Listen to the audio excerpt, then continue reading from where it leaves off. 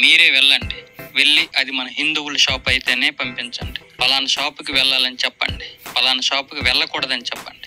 ఒకవేళ మన పిల్లలు బయట ఉండాల్సి వచ్చినప్పుడు ఖచ్చితంగా అది హిందువులతో కాదు తెలుసుకోమని చెప్పండి. ఖచ్చితంగా ఇక్కడైతే గనక వాళ్ళు ఖచ్చితంగా ముస్లింలు అయితే వాళ్ళ పేర్లు రాసుకుంటారు. ఈ మధ్య కొన్ని హిందువుల షాపులకు అయితే వెళ్ళండి, ముస్లింల షాపులకు అయితే వెళ్ళమాకండి, ముస్లింల యొక్క షాపులను బ్యాన్ చేయండి అనేసి వారి యొక్క పిల్లలకు నేర్పించాలంట. ఎందుకు ఈ విధంగా తెలుసుకోబోయే ముందు మనం కొన్ని వీడియోస్ అయితే చూద్దాము. Subjected to harassment for quite some time now. The man harassing the lady is Manjunath Gowda, owner of Sri Devi Medical Stores in the area.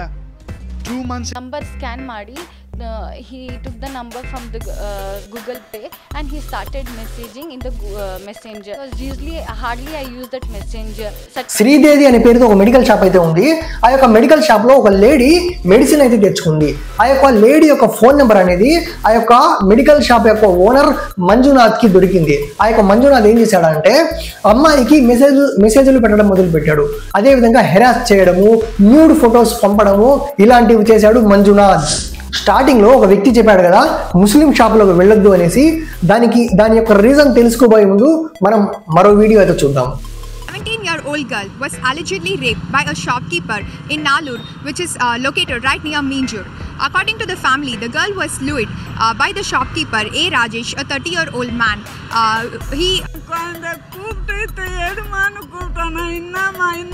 ఈ వీడియో గురించి మనం సింపుల్ గా తెలుసుకుందాము. ఏ రాజేష్ అనే షాప్ కీపరు 17 సంవత్సరాల అమ్మాయిని సెక్సువల్ గా హెరాస్ చేశాడు. అయితే ఇప్పుడు మనం మెయిన్ టాపిక్ లోకి అయితే వచ్చేద్దాము. ఆలోచించుకోండి, ఈ వీడియో చూడండి.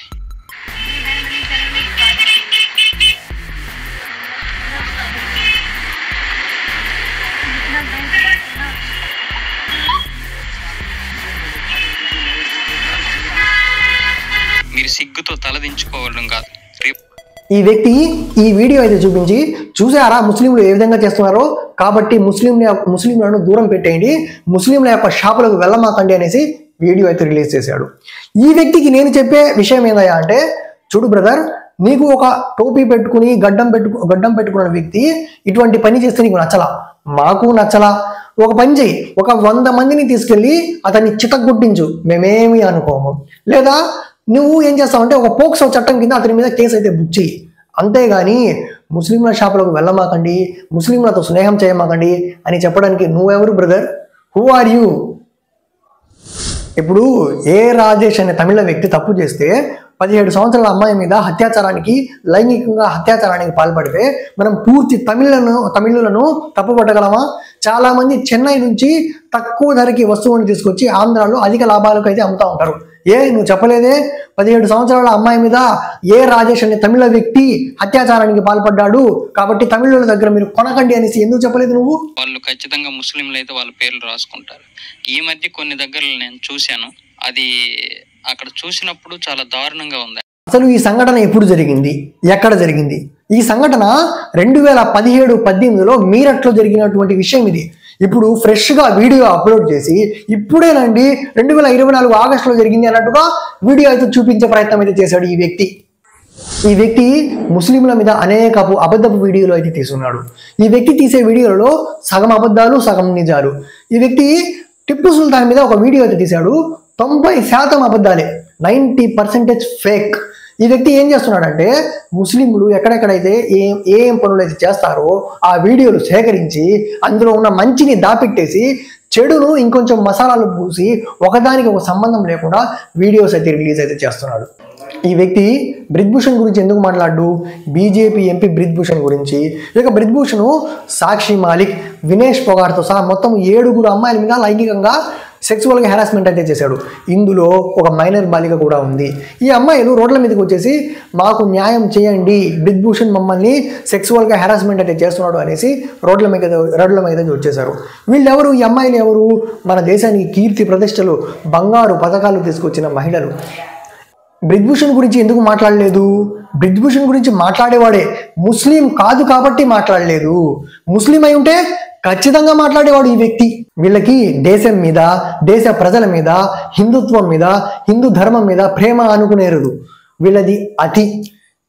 అసలు హిందూ ధర్మం మీద ప్రేమ అంటే ఏంది? హిందువులు కాని వారిని దూషించడము, హిందువులు కాని వారి మీద అబద్ధపు ప్రచారాలు చేయడము, ఇదా హిందుత్వం మీద ప్రేమ అంటే? హిందుత్వం మీద ప్రేమ అంటే ఇది కాదు. నిజమైన హిందుత్వం మీద ప్రేమ ఉన్న వాళ్ళు ఏం చేస్తారో తెలుసా? ఒక 10 మంది హిందూ పేద పిల్లలను దత్తత తీసుకుని వాళ్ళని ఐఏఎస్ ఆఫీసర్లుగా, ఐపీఎస్ ఆఫీసర్లుగా, లాయర్లుగా, డాక్టర్లుగా తీర్చిదిద్దుతారు. ఇది హిందుత్వం మీద ప్రేమ అంటే. అంతేగాని హిందువులు కాని వారి మీద దూషించడము, వారి మీద అబద్ధపు ప్రచారాలు చేయడము ఇది కాదు. ఇక్కడ మనము ఆంధ్రప్రదేశ్లో పుట్టడము అదృష్టంగా భావించాలి. ఎందుకంటే నార్త్ సైడ్ ఎక్కువ మతానికి మధ్య ఎక్కువ గొడవలు జరుగుతూ ఉంటాయి. కానీ ఇక్కడ ఉండే ముస్లింలు, హిందువులు భాయిగా ఉంటారు ఎక్కువగా. ఒకవేళ ఎవరైనా ఒక వ్యక్తి ముస్లిం మీద చాడీలు చెప్పినా కూడా హిందువులకి పోరాడే మాకు తెలుసులే కానీ అనేసి చెప్పేవాళ్ళు కూడా ఉన్నారు ఇక్కడ. చివరగా మైక్ టైసన్ గురించి కొంత తెలుసుకుని వీడియో అయితే క్లోజ్ చేద్దాం. మైక్ టైసన్ మంచి బాక్సర్. మైక్ టైసన్కి లేని చెడు అలవాటు అనేది లేదు. డ్రగ్స్ అలవాట్లు, అమ్మాయిల అలవాట్లు, అన్ని రకాల అలవాట్లు అయితే ఉన్నాయి. ఇతని మీద ఒక కేసు కూడా ఉంది. ఏందయ్యా ఆ కేసు అంటే, ఒక అమ్మాయిని రేప్ చేయబోయాడు అనే కేసు కూడా ఉంది. కొన్ని సంవత్సరాల తర్వాత మైక్ టైసన్ ఇస్లాంను స్వీకరించాడు. ఇస్లాంను స్వీకరించిన తర్వాత మైక్ టైసన్ చెప్పిన మాటలు ఏంటంటే, ఒకవేళ నా యొక్క పాత చెడు అలవాట్ల వలన నేను మళ్ళీ తప్పు చేసినట్లయితే ఆ యొక్క తప్పు అనేది నాదే కానీ ఇస్లాంది కాదు. ఒకవేళ నా యొక్క చెడు వ్యసనాల వలన నేను మళ్ళీ తప్పు చేస్తే ఆ యొక్క తప్పు నా వ్యక్తిగత విషయం మాత్రమే కానీ ఇస్లాంది కాదు, ఇస్లాంకు ఎటువంటి సంబంధము లేదు అనేసి మైక్ టైసన్ తెలియజేశాడు. ఈ వీడియో మీద మీ అభిప్రాయాన్ని కామెంట్స్ రూపంలో తెలియజేయండి. అండ్ ఛానల్ని లైక్ చేయండి, షేర్ చేయండి, సబ్స్క్రైబ్ చేసుకోండి. Signing off. Bye bye.